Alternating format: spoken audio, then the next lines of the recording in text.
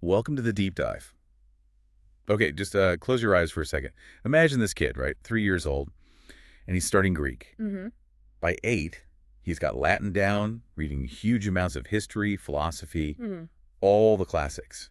And he has to retell it all to his dad every single day. Every day. It sounds, well, unbelievable, doesn't it? But it's the actual childhood of John Stuart Mill, Yeah. one of the towering figures of the 19th century. Exactly. And the amazing part is we actually have his story in his own words. Right. This deep dive, it's drawing directly from excerpts of Mill's autobiography. So it's this unique first-person view on how his mind, his whole way of thinking, was shaped. Yeah. So our mission today is really to unpack that early life.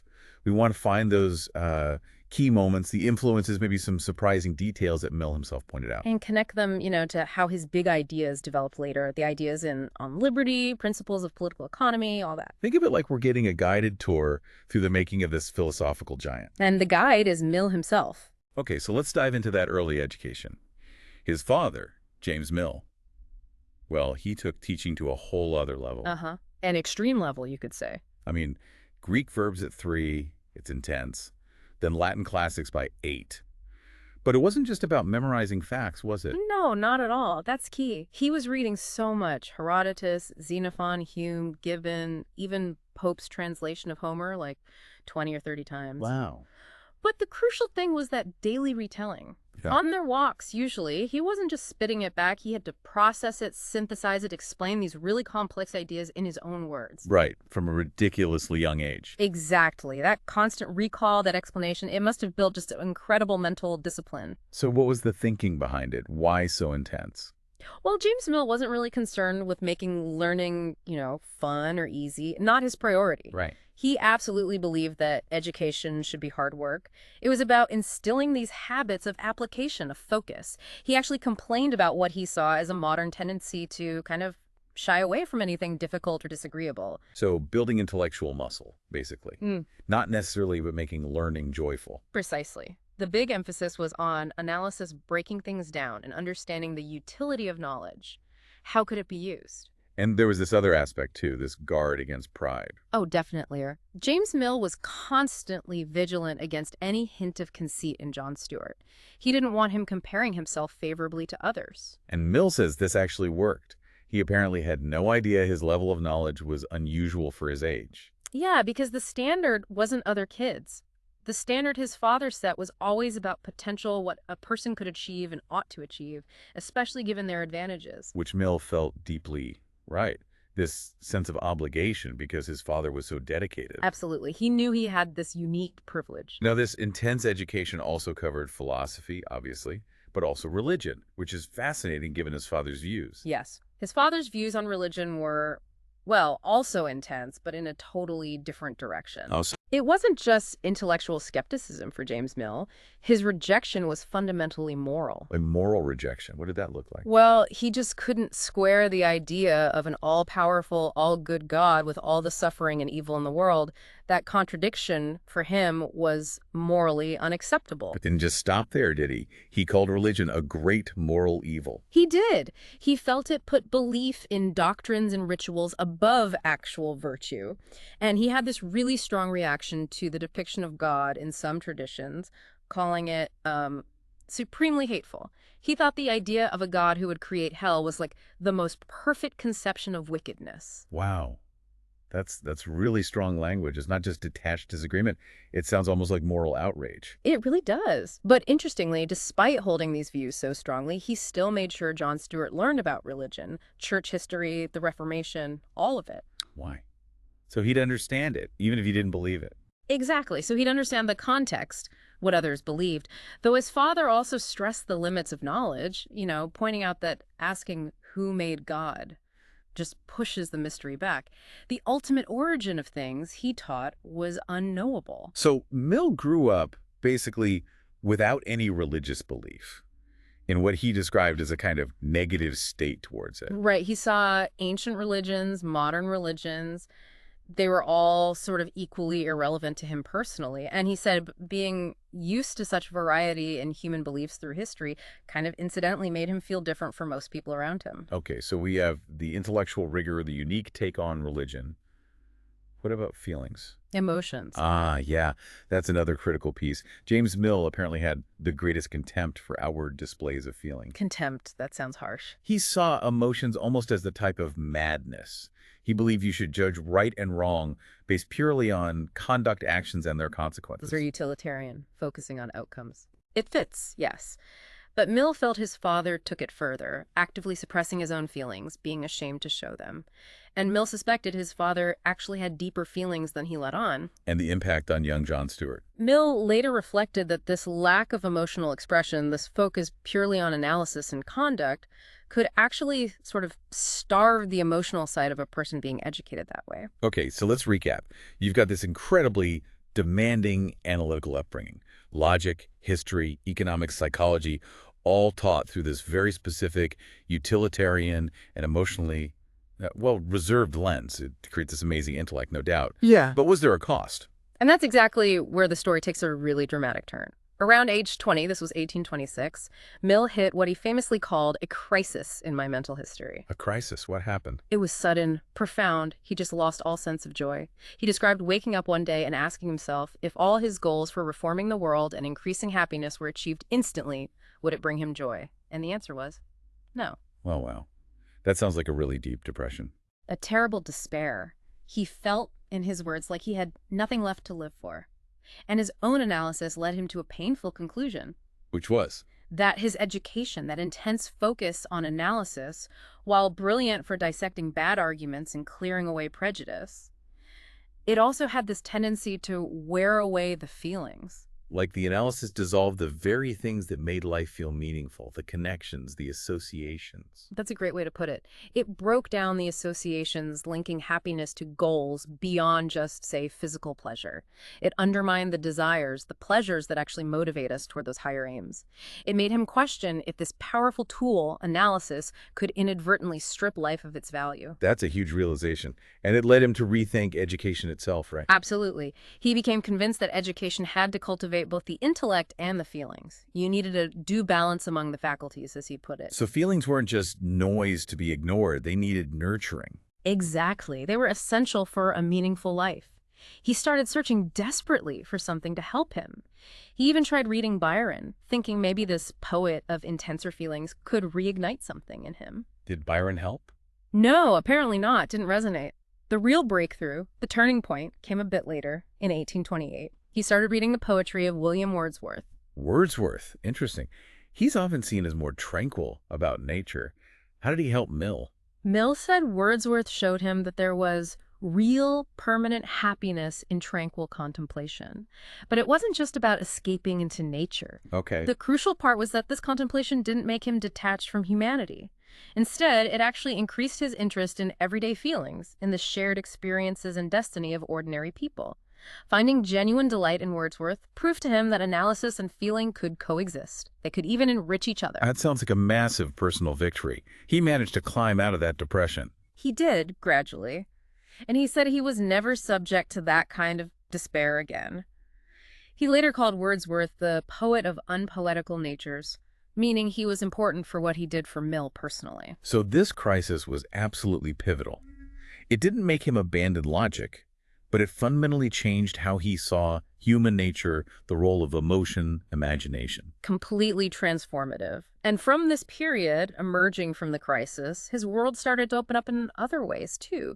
New friendships, new ideas coming in from outside his father's direct influence. That seems crucial, moving beyond that initial intense bubble. It was vital. A key figure here was a guy named Charles Austin. He was a bit older, already established. Austin brought Mill into a circle of other really bright young men, people like Macaulay, the Villiers brothers, Romilly, mostly Cambridge guys. Why was meeting them so important for Mill? Well, Mill said it was the first time he really felt like a man among men. He was engaging as an equal, debating with peers, not just being the student answering to the teacher father. Right. And Austin apparently presented Bentham's ideas, utilitarianism, the greatest happiness principle, in this really fresh, even startling way, really pushing the implications. He was also debating with other big names, like George Grote, John Austin.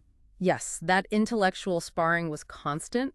He got involved in debating societies. There was the Utilitarian Society, and later they'd go debate at the Cambridge Union. That sounds like where he really sharpened his public arguments. Oh, definitely. They debated Tories, obviously, but also, really importantly, figures representing Coleridge's philosophy, people like Frederick Maurice and John Sterling. Why were they important encounters? Because they came from a different philosophical place entirely, and Mill, even while disagreeing, really admired Maurice's openness and Sterling's character. It showed he could learn from and respect opposing views. So beyond the debates, what other new ideas started shaping his thinking then? Well, Macaulay wrote a critique of James Mill's method in politics. His father's method. Yeah. James Mill relied heavily on abstract reasoning, starting from first principles, what they called ratiocination. Macaulay argued that wasn't enough for complex social problems. You needed more empirical evidence, more attention to real-world details. And John Stuart came to agree. He did. He saw the need to balance the deductive, logical approach with inductive, observational methods. He also started reading thinkers like Coleridge, Goethe, Carlyle. Who he initially dismissed. Yeah, he first thought it was insane rhapsody, I think was his phrase. But later, he found real value there. Things like Coleridge's idea about half-truths, that opposing views often both contain some element of truth, and Goethe's emphasis on many-sidedness, seeing things from multiple perspectives. Okay, and then there were the Saint Simonians in France. They seemed like a different kettle of fish altogether. Hugely influential on him. They had theories about historical stages, societies moving from theological to metaphysical to positive scientific phases. Right. But the really big impact came from their critiques of classical liberalism and political economy. How did they critique things like private property, for instance?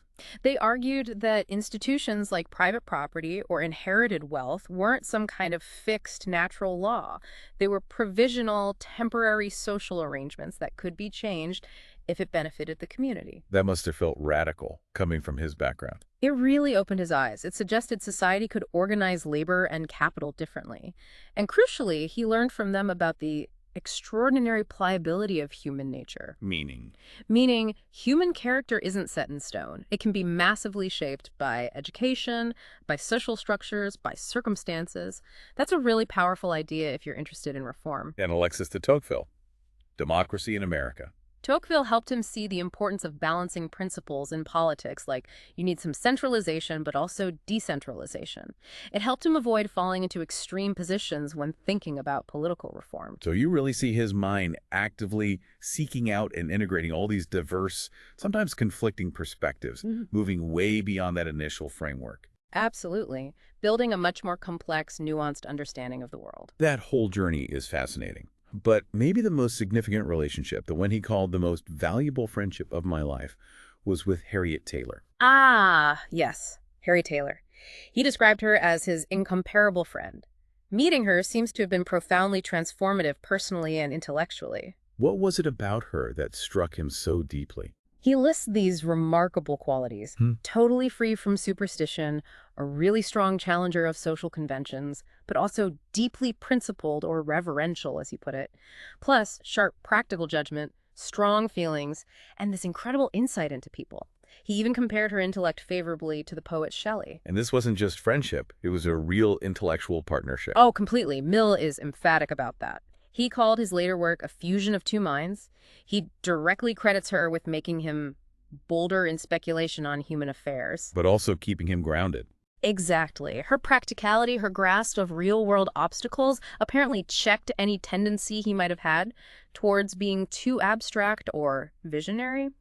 He explicitly says his later writings have a greater practicality because of her influence. Can we see that in specific works? Yes. He mentions her influence on the principles of political economy, especially reinforcing his view that economic laws tied to social arrangements are changeable, not fixed laws of nature. And on liberty. That was a special case, wasn't it? He called it their most direct joint production. His words were, "Not a sentence of it was written without our communicating together."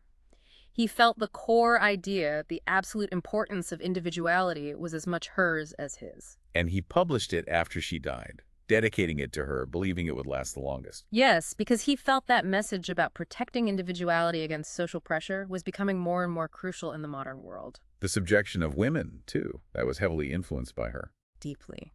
He says it contains many of her ideas. even specific passages from her.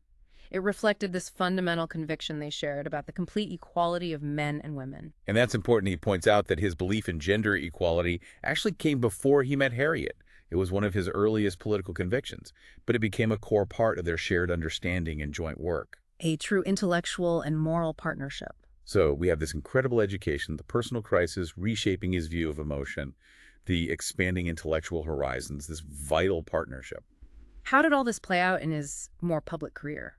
Well, for a huge chunk of his life, 35 years, Mill worked at the East India Company. Right, India House. He worked his way up, eventually becoming head of correspondence for a major department dealing with the princely states in India. And he actually thought that job was good for him as a writer. He did. For a couple of reasons. One, it gave him financial independence, so he didn't have to write popular things just to survive. Two, and maybe more importantly, it forced him to translate his abstract ideas into practical proposals that could convince other people, people who didn't necessarily share his starting points. Making theory meet reality. Exactly. He was also very involved with the Westminster Review. Which was the main journal for the philosophic radicals. That's right. People pushing for big reforms based on reason, utility, Bentham's circle, essentially. His father wrote a very influential piece for it, critiquing the British establishment. And John Stuart wrote for it a lot. He was the most frequent contributor, and eventually he actually took it over for a while. He tried to broaden its scope, move it beyond just strict Benthamism, bring in other progressive voices. How did that go? It was tough. He wanted to bridge gaps between different kinds of radicals, maybe even find common ground with some liberals. But he found it hard to get the right writers, the right political leaders to rally around. And practically, he noted how difficult it was to keep a radical journal financially afloat while paying contributors fairly. He eventually gave it up. Then, much later in life, came something quite different. Parliament. Yeah, that was pretty unexpected. His election for Westminster in 1865 was really unusual. How so? He didn't campaign in the normal way at all. He refused point blank to canvass for votes or spend his own money on the election. He thought that was wrong, like trying to buy the seat. And he was incredibly honest about his views, even the controversial ones. Totally.